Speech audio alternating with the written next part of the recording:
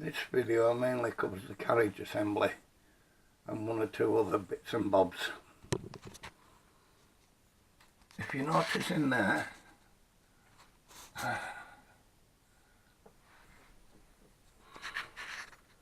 there's a dovetail slide. That slide on this surface here, it's got PTFE tape, self-adhesive, and that's the only surface that it comes into contact with another surface. The slot that you can see is clearance for the screw, which goes like that. Similarly, in the back of the actual router mount, that again has PTFE tape on the main surfaces,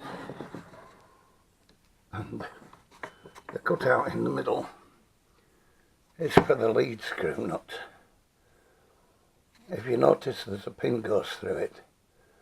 That pin is the only thing that stops the nut from revolving, and it locates in the groove in the bottom of there. That gives the nut a little bit of side to side and front to back movement. Not a great deal, but when you come to making your own couplings like this, it's very difficult to make sure that they run 100% true. And if they are slightly out, that type of anchorage for the nut will get you going. It'll allow a little bit of side to side movement without allowing any rotational movement. The blue beam along the back of the carriage is what mounts the profile template if you're going to use one. But by courtesy of this PTFE slide here, it also prevents the carriage from pulling forwards. You would only get that if you were cutting in a certain direction.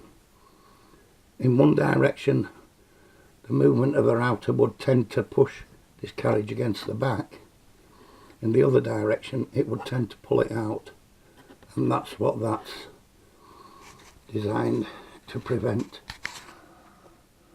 The profile support beam has 3 6mm inserts for mounting the profile on.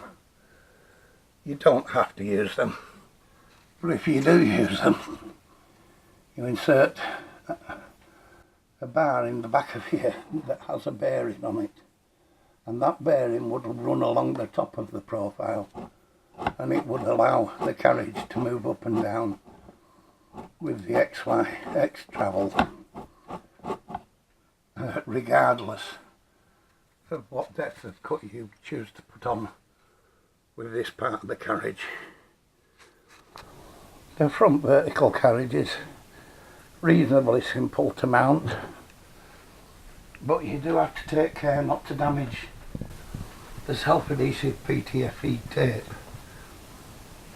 that forms the bearing surface.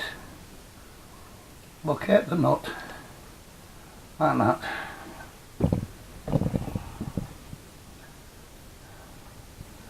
and gently lower the whole thing, and the plate at the top will stop it going down any further than it's allowed. Everything wants screwing down, of course. The stops with the green levers operate these, the micro switches. They mount like that, and as the carriage approaches, it stops the feed. It's as simple as that.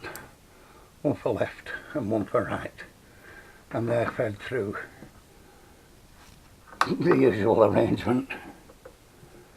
my glamorous assistant is now going to help us get the lead screw in.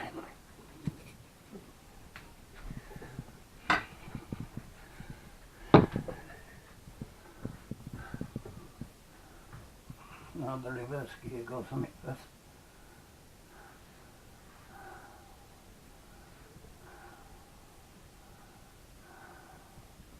That's the reverse gear.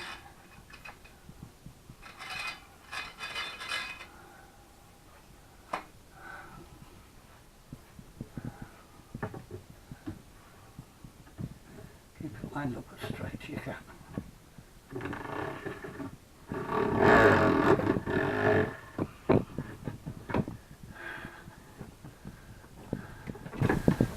Turn it in that direction till it comes out the other side.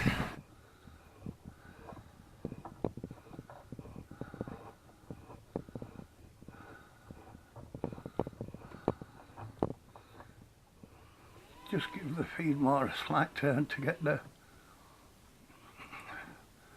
Allen screws where we can reach them. Slide the carriage up.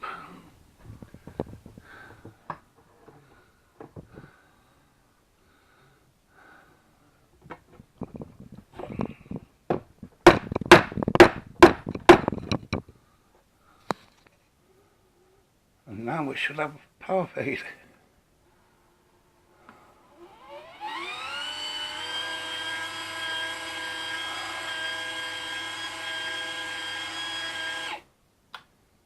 And of course, I suppose we'd better put the router in, hadn't we?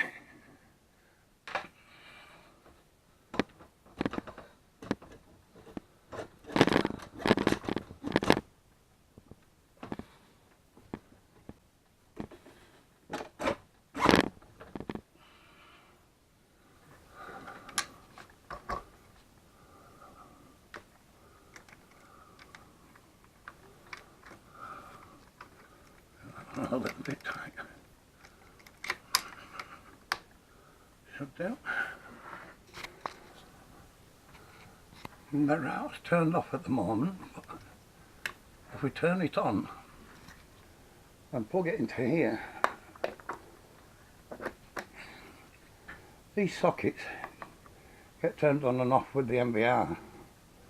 So the minute we power up,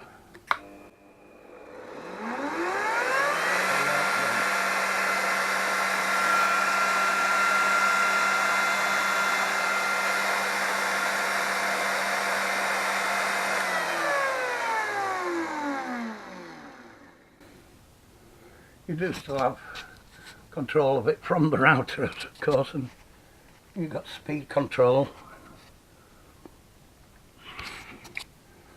So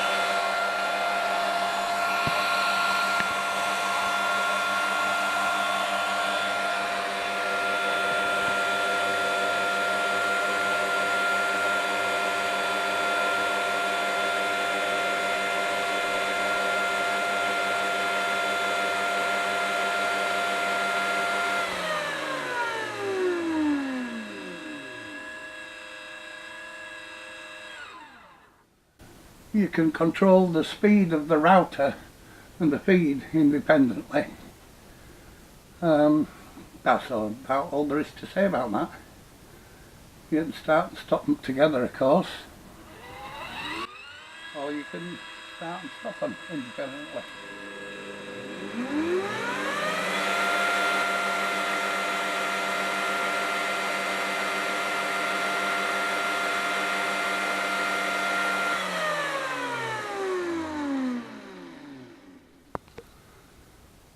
And that's about it for this video.